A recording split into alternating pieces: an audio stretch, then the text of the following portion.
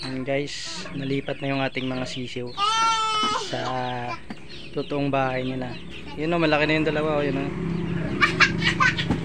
Be, tulog ko muna yung dalawa, be. Harap pa, may isa pa o. May isa pa ka pa. Si Ate Lindsay, happy birthday. No, I.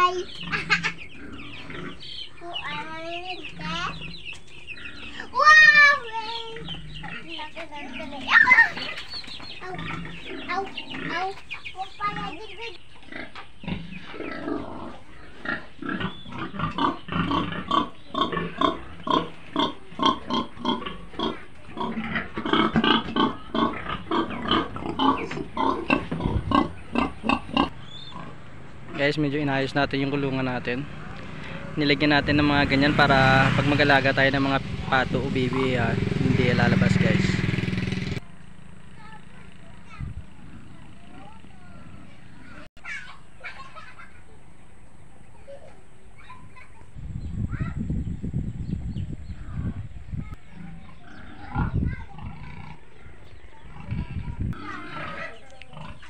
Ito kulungan pa to guys.